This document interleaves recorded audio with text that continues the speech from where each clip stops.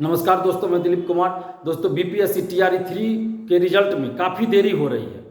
जिस प्रकार टीआरई 1 और टीआरई 2 का रिजल्ट आया था और उसका जो आंसर की जारी हुआ था, उससे अगर हम तुलना करें तो टीआरई 3 के रिजल्ट में काफ़ी देरी हो रही है और आंसर की जारी करने में भी काफ़ी देरी हुई है। आखिर इतनी देरी टीआरई 3 में क्यों हो रही है?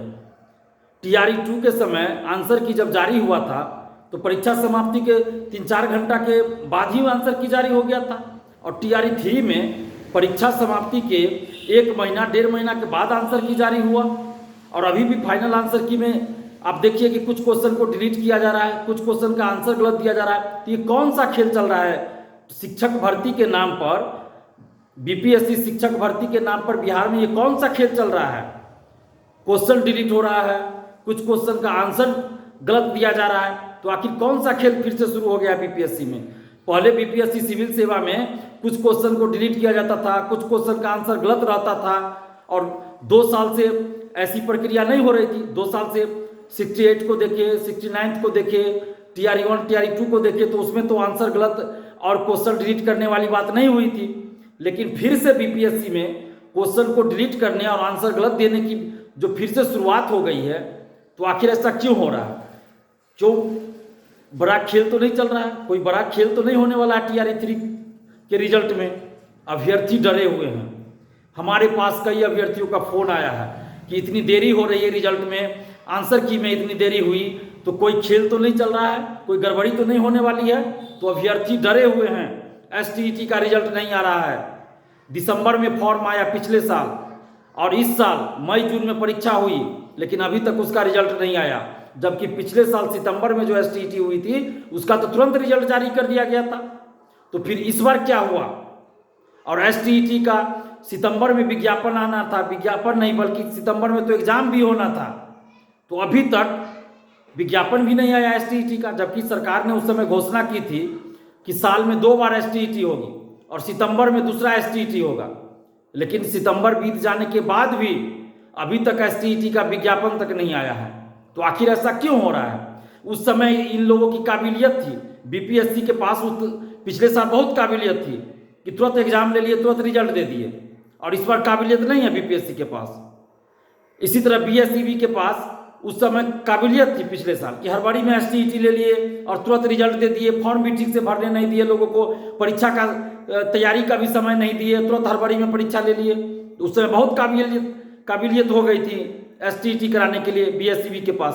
और इस समय कौन सी आपकी काबिलियत कहाँ चली गई कि दिसंबर में फॉर्म निकला, अभी तक आप रिजल्ट नहीं दिए हैं। सितंबर में दोबारा एसटीईटी होना था, अभी तक आपने विज्ञापन नहीं निकाला। तो ये काबिलियत कहाँ चली गई आप लोगों की? क्या इसको ये माना जाए कि पिछले साल लोकसभा का चुनाव होने वाला था, इसलिए इतनी हड़बड़ी की गई टीआरई 1 टीआरई 2 में और एसटीईटी में, और इस बार अभी चूंकि तुरंत कोई इलेक्शन नहीं होना है तो इसलिए देरी की जा रही है? जानबूझकर देरी की जा रही है क्या? कोई ना कोई बहाना बनाकर जानबूझकर देरी की जा रही है क्या? रोस्टर क्लियरेंस नहीं हो रहा है, ये कौन सा बहाना हुआ? टीआरई 1 टीआरई 2 में रोस्टर क्लियरेंस कैसे जल्दी हो गया? टीआरई 1 के तुरंत बाद टीआरई 2 वैकेंसी आई, तुरंत एग्जाम हुआ, तुरंत रिजल्ट आया, उस समय कैसे रोस्टर क्लियरेंस हो गया? सिविल सेवा 17वीं बीपीएससी सिविल सेवा का विज्ञापन आया, उसमें रोस्टर क्लियरेंस हो गया। आपको ये शिक्षक भर्ती टीआरई 3 का रोस्टर क्लियरेंस क्यों नहीं हो रहा है? शिक्षा विभाग क्या कर रहा है? या जानबूझकर सरकार चाहती है कि लेट लतीफी करे क्योंकि अभी इलेक्शन नहीं है? क्या चल रहा है? अभ्यर्थियों को ये जानने का हक है। सरकार बताए, शिक्षा विभाग बीपीएससी बताए कि टीआरई 3 के रिजल्ट में इतनी देरी क्यों हो रही है? कुछ तो बताए। ये कौन सा रोस्टर बन रहा है कि रोस्टर ही नहीं बन रहा है, आपका रोस्टर क्लियरेंस नहीं हो रहा है?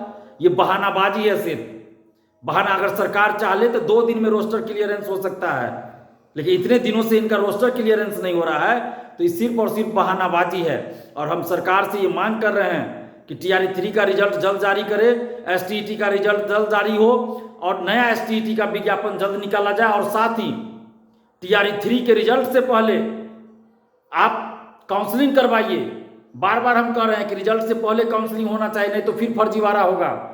टीआरई 1 टीआरई 2 में जिस तरह से रिजल्ट के बाद काउंसलिंग करवाया गया, और अभी आप देखिए कई जिलों से अधिकारियों का लेटर वायरल है जिसमें ये दिखाया गया है कि जो टीआरई 1 टीआरई 2 में चयनित हुए उनके पास विज्ञापन की शर्तों के अनुसार कितने लोगों के पास डॉक्यूमेंट्स की कमी है या फर्जी डॉक्यूमेंट्स है, वैसे लोगों का लिस्ट जारी हुआ और हजारों की संख्या में ऐसे लोग हैं। तो उनके वजह से जो योग्य अभ्यर्थी नौकरी में नहीं जा पाए, कट ऑफ के बराबर मार्क्स रहते हुए भी जो शिक्षक नहीं बन पाए, उम्र समाप्त हो गई, कहीं भी सरकारी नौकरी के लिए फॉर्म नहीं भर सकते, उसके लिए दोषी कौन है? वो जो बेरोजगार रह गए।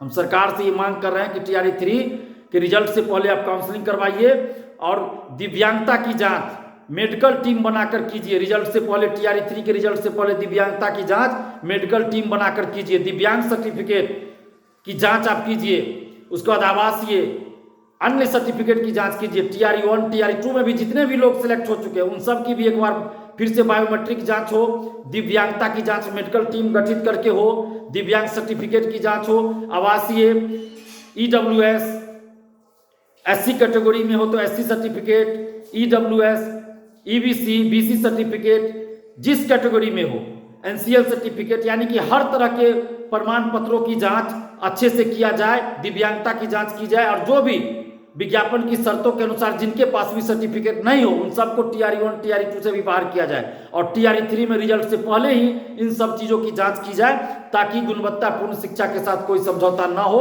और योग्य अभ्यर्थियों के भविष्य के साथ खिलवाड़ न हो और योग्य अभ्यर्थियों का ही चयन टीआरई 3 में हो और टीआरई 1 टीआरई 2 में जो भी किसी फर्जी तरीके से आ गए या फर्जी डॉक्यूमेंट्स लगा के आ गए या विज्ञापन की शर्तों के अनुसार जिनके पास डॉक्यूमेंट्स नहीं है उन सब को भी बाहर किया जाए। इसके लिए एक बार फिर से डॉक्यूमेंट्स की जांच की जाए।